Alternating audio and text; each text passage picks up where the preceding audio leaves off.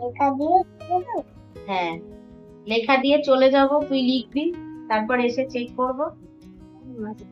ও মা গো বলার কি আছে? কেন তুই পারবি না? পারবি না? পারবি। ভেঙে ভেঙে পড়বি, এক একটা শব্দ করে ছোট ছোট করে পড়বি, ছোট ছোট করে বানান করে লিখবি। বোঝা গেল?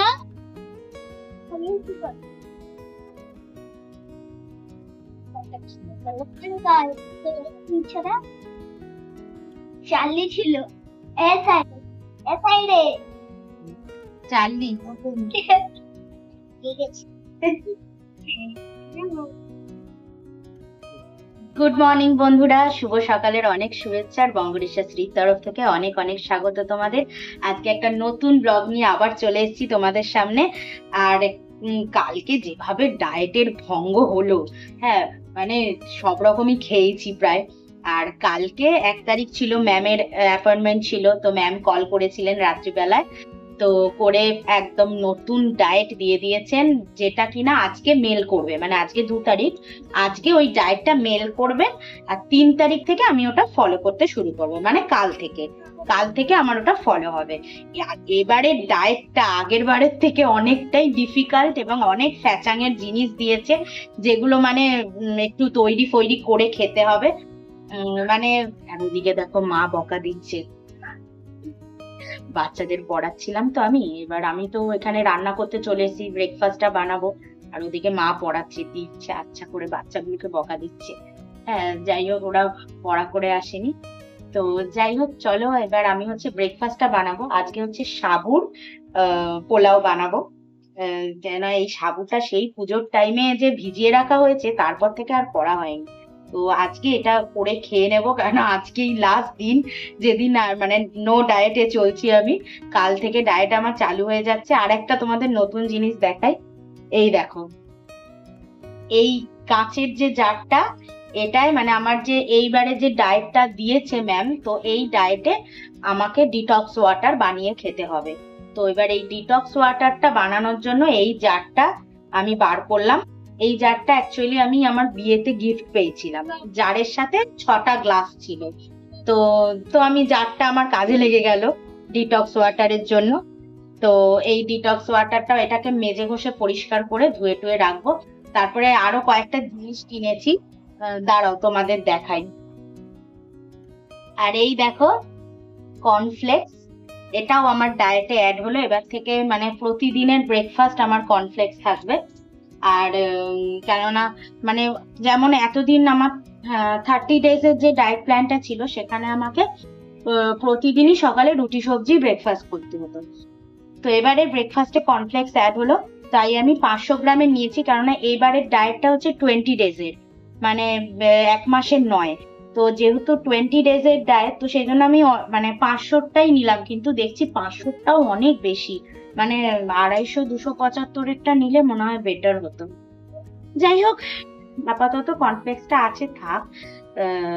আমাকে তো আর এক গাদা খেতে বলেনি, মানে এক বাটি, ছোট বাটির একটা বাটি কর্নফ্লেক্স নিয়ে খেতে বলেছে। যাই হোক, দেখি কতটা খেয়ে থাকে, তারপর 20 ডেজ পর নতুন মানে পরের ডায়েটে আবার এটাই দেয় কি না, তো সেটা আমায় দেখতে হবে।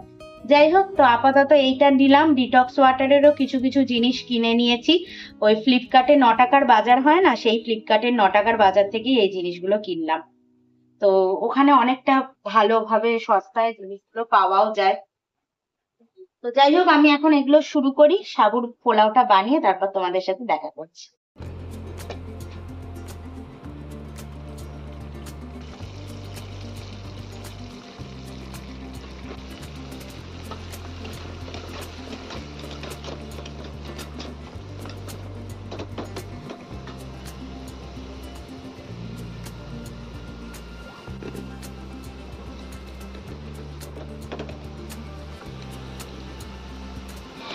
ফাইনালি আমাদের সাবুটা তো রান্না হয়ে গেল, আর সাথে আগের দিনের একটু চাউমিন ছিল, তো সেটাকেও নিয়ে নিয়েছি বাটিতে, আর অল্প একটু চাউ আর এদিকে সাবু, দুটো মিলিয়ে একটা ব্রেকফাস্ট করে নিচ্ছি। ব্রেকফাস্ট করার পরেই চলে এলাম তরকারি কাটার এখানে। তো এখানে আমি একটা সুন্দর সজনে ডাঁটা দিয়ে, সজনে ডাঁটাগুলো জানো তো ফ্রিজে থাকতে থাকতে একদম শুকিয়ে গেছে, মানে একদম রসকস মরে গেছে যাকে বলে। তো এই ডাঁটাগুলো 4খানাই ডাঁটা ছিল, এগুলো আজকে না করলে আর খাওয়াই যাবে না। তো অতি কষ্টে আমি ডাঁটাগুলো ছাড়িয়ে নিচ্ছি।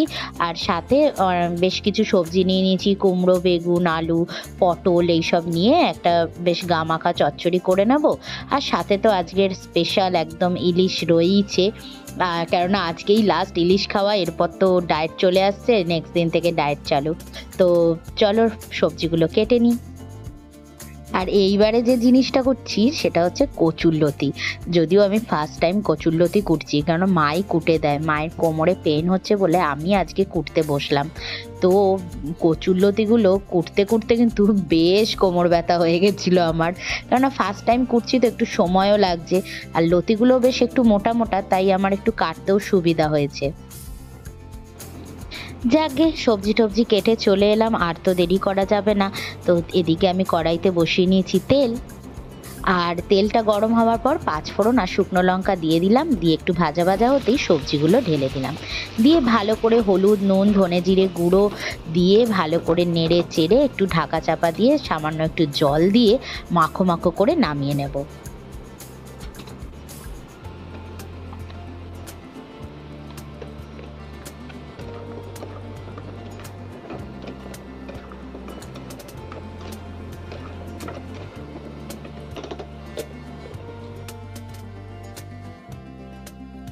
বন্ধুরা, আজকে রান্নাটা বসিয়ে দিলাম, সবজি টবজি কেটে নিলাম, নিয়ে রান্নাটা বসিয়ে দিলাম।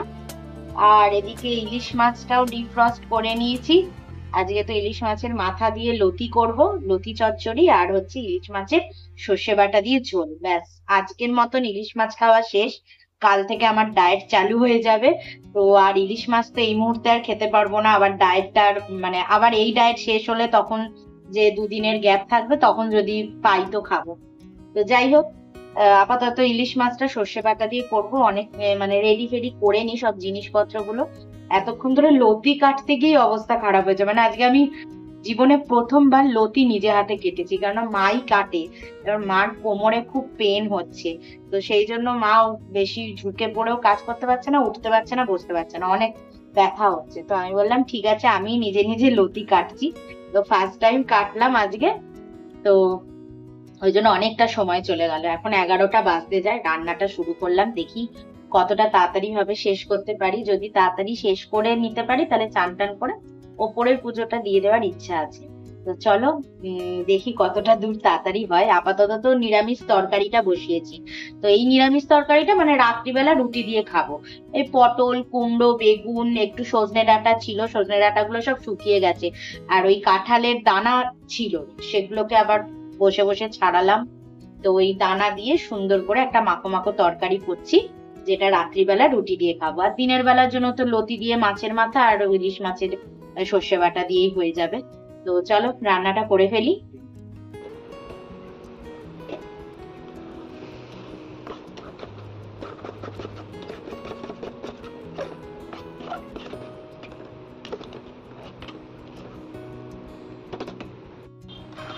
ইলিশ মাছের মাথাগুলো ভেজে নিচ্ছি, করব কচুরলতি দিয়ে ইলিশ মাছের মাথার চচ্চড়ি বানাবো।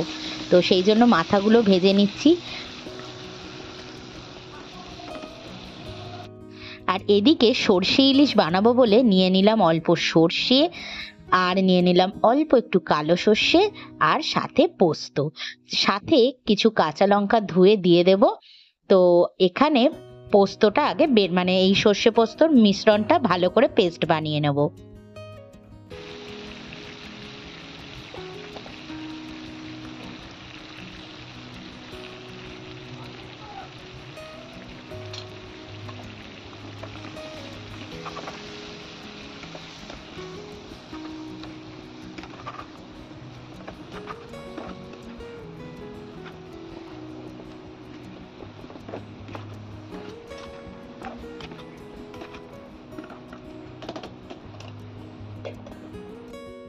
এবার আমার সেই ফেভারিট রেসিপি সর্ষে ইলিশ। তো তেলটা ভালো করে গরম করে নিলাম আর দিয়ে দিলাম সাথে একটু কালো জিরে ফোড়ন আর কাঁচা লঙ্কা দুটো হাফ হাফ চিড়ে দিয়ে দিলাম। বেশ সুন্দর করে ভাজা ভাজা হয়ে যাবে। আর আমি তো ওদিকে সর্ষে পোস্তটা বেটে রেখেছি আর এই আমি ঢেলে দিলাম।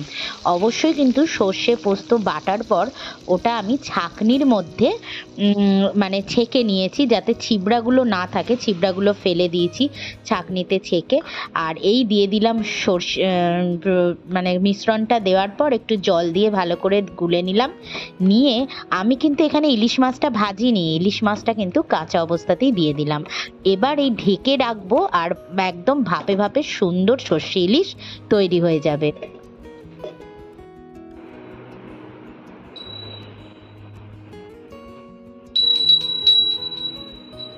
কি করছো তুমি? বসে বসে পুজো দেখছো? বসে বসে পুজো দেখছো সোনা? বসে বসে পুজো দেখছো? বসে বসে পুজো দেখছো।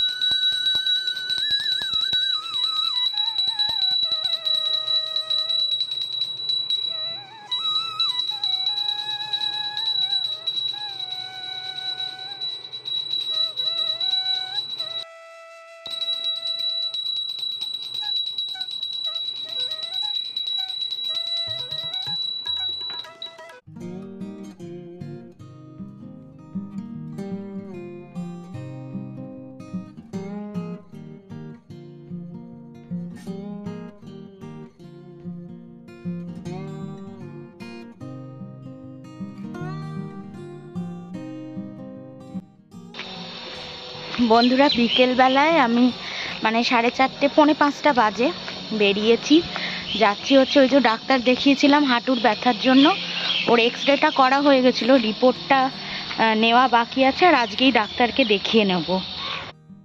তো সেই জন্য হচ্ছে যাচ্ছি। তো বেরোতে গিয়েই মুষলধারে বৃষ্টি নামলো, তাই কিছুক্ষণ ওয়েট করে গেলাম। আর এই এখন হচ্ছে যাচ্ছি, বৃষ্টিটা থেমেছে বলে বেরোলাম। টোটো ধরে এবার যাব, কতক্ষণ সময় লাগবে কিছুই জানি না, চলো দেখি।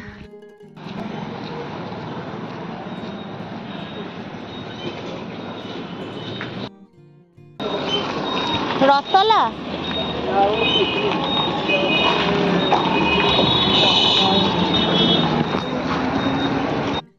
তো যেহেতু একটু অড টাইমে বেরিয়েছি, তো টোটো পেতে খুবই সমস্যা হচ্ছিল। অনেকক্ষণ ধরেই দাঁড়িয়েছিলাম, দাঁড়িয়ে দাঁড়িয়ে বেশ কয়েকটা টোটো মানে আসছে, কিন্তু রথতলার রুটের একটাও নয়। তো যাই হোক, অনেকক্ষণ পর ফাইনালি দেখো টোটোতে উঠলাম। তো টোটোয় উঠে এখন যাচ্ছি। আর এত রাস্তাটা খারাপ, মানে চারিদিকে খুঁড়ে পাইপের কাজ তো হয়েছে, কিন্তু রাস্তা আর ঠিক হয়নি। আর এই বর্ষার দিনে রাস্তার অবস্থা খারাপ হলে খুবই সমস্যা হয় যাতায়াত করতে। যাই হোক বন্ধুরা, চলো আজকের মতন ব্লগটা আমি এখানেই শেষ করব। আগামী দিন নতুন ব্লগ নিয়ে আবার হাজির হয়ে যাব তোমাদের সামনে। ততক্ষণ তোমাদের এই ভিডিও ভালো লাগলে, ব্লগটা ভালো লাগলে প্লিজ তোমরা লাইক কমেন্ট সাবস্ক্রাইব করে দিও। চলো টাটা।